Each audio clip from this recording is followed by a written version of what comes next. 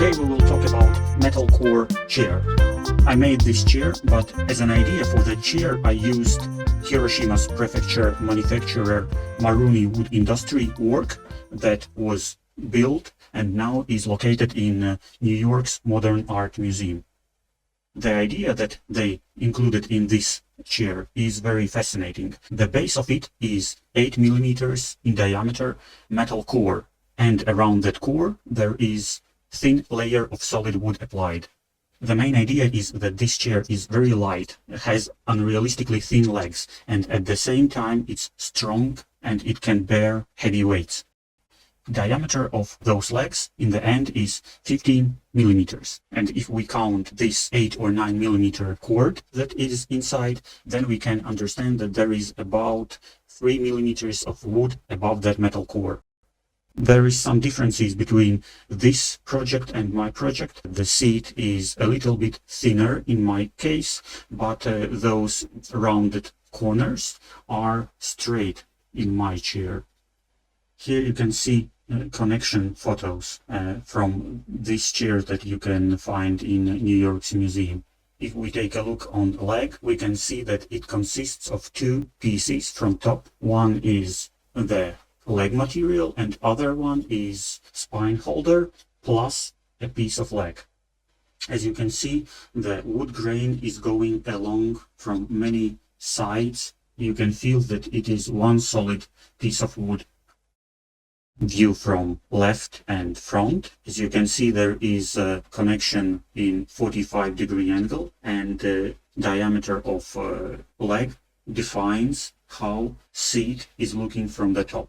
And here you can see how this construction was put together to combine this chair when this command made it. I didn't get to the same quality, but still I have some experience and I can share this experience and my mistakes that were found along the way.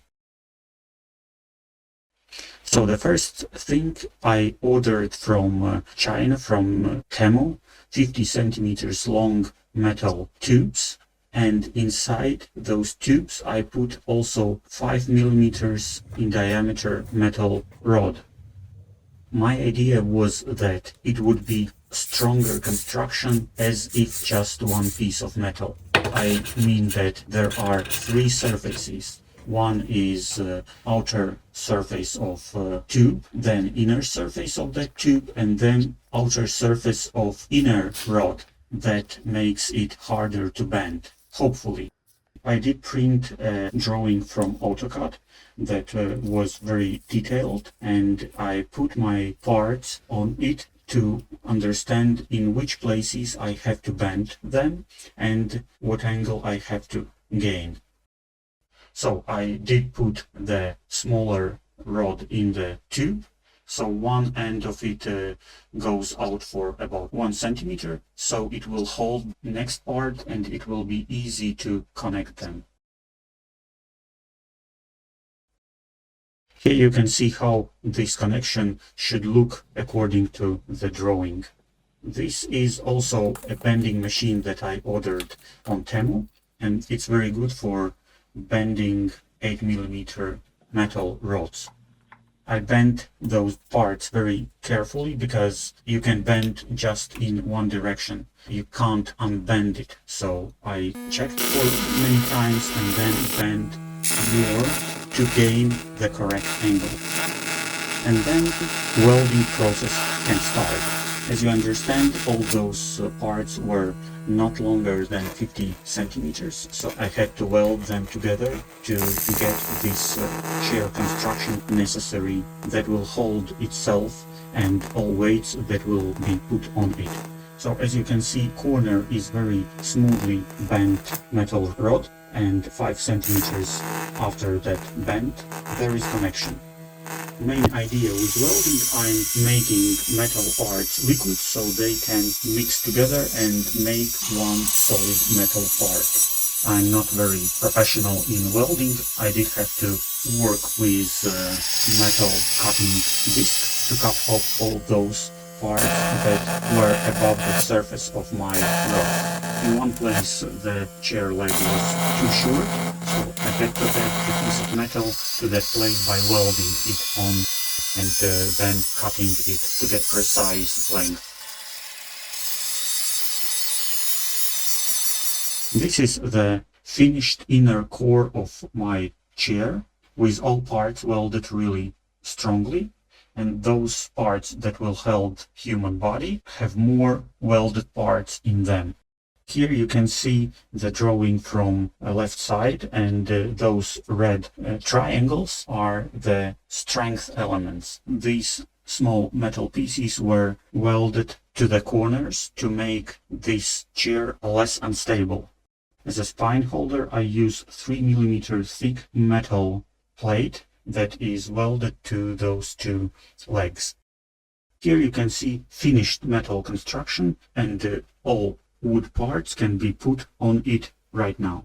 From the top you can see that there are two pieces of metal in each leg. So at this moment I poured liquid epoxy glue in that space, and hopefully it got very deep because it hardens very slowly and it goes in every small opening it can find.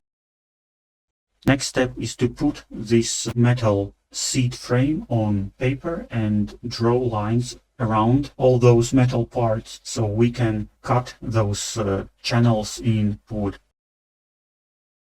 For all four legs I used ready-made 15 or 16mm in diameter wooden pipe. I've got it in lumber store.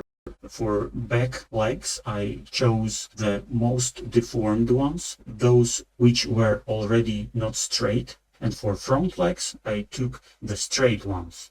The next thing is to carve in each of those pieces of wood channel, 9mm in diameter, and for that I used that wooden template. There is a channel in the middle of it, so I put my leg, and I used engraving tool to make this channel in many steps, about 2 or 3mm with each go through. So each time I went deeper and deeper in the wood. Altogether this depth was about 12mm. After that I had to use some hand tools like chisels to put this frame into those wooden pieces. Because of little deformations it didn't go inside immediately. So some parts had to be cut to allow this frame to go inside those wood parts. By the way, for the spine holder I used two thin pieces of wood, 3mm thick, that were glued to that metal piece just by two component glue, and the result is very strong. Here you can see how it was attached to that metal part, and the same process was repeated from the backside. This part that is visible from the top was filled also with small 3mm thick wooden piece that was glued in that void. Simultaneously working with the frame of that chair, I prepared material for the seat. Here you can see three wooden pieces glued together, and now you can see that drawing that was made on paper that is transferred now on the bottom side of this seat material. Now you can see that all this metal construction dips inside wood piece and will be covered with wood, so it won't be visible in the end. And then I started gluing process. In the center where there is biggest cuts, I poured in two component glue that gets hard in 5 minutes, so very fast. All other parts was glued with epoxy resin that gets hard in 24 hours. So plenty of time to adjust, to press down those parts that are sticking out, and to do everything correctly. And while epoxy resin is wet and still sticky, I put inside those channels already prepared wooden sticks that will fill them. And here you can see already glued but not finished part of leg. Here you can see spine holder connection with leg, seat connection with leg. All voids are filled with small pieces of wood, and after sanding we see something like that in the end. Here you can see chair frame with already added wooden parts for its legs. This position will not change because it's glued, so now we can adjust the seat according to those parts. Metal parts were adjusted long before, but those added wooden parts should be adjusted now. I have to drill 16 mm in diameter holes in the seat in those places where those leg parts will go through. So here you can see how those holes that are made are holding this almost prepared seat in its position. And now when we do have this correct position, we can cut correct perimeter that will stay with that seat. I'm cutting this perimeter before seat is glued according to those lines that you can see on top of the seat. And last thing before gluing seat to its place is to make it comfortable to sit on it. So we have to make some deeper part in it for ergonomics. This template was used for that particular seat. It was advised to me by my colleague. I used sanding machine that took out about 3 mm in depth from those parts where there was no impact of the template.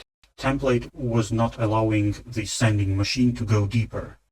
As you can see, sanding machine was able to get about 2 cm below that template. Before starting sanding process, I took an engraving machine and made this channel that is about 2 or 3 mm deep to understand how far I should go with that sanding machine, because after I start the process I will not be able to say how exactly deep I am in the wood. So it took about 30 minutes to sand this part according to that template. And before that I tried this template on a different chair, not to make mistakes on the original one.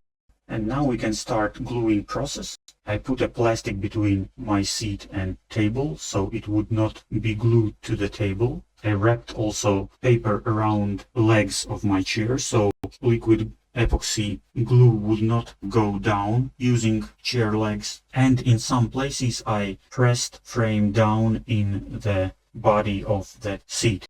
In the end I added quite a lot of glue in those channels. Also I tried to fill all those channels with wooden pieces, because it's very important to do it while it is wet, not when it's already hardened.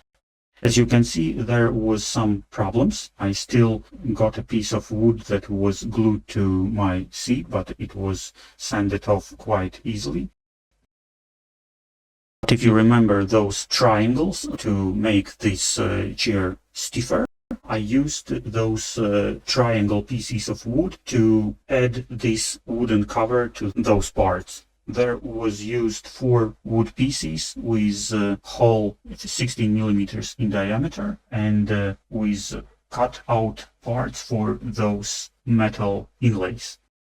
One mistake that I made was that I used the same epoxy glue to attach them, but I should use something like Tide Bond, because this epoxy glue is very brittle, and when I was working with chisel, one of those corners just fell off, so I had to make it one more time. Finished chair looks like that. I have to sand it from the bottom side and I have to cover it with some kind of color.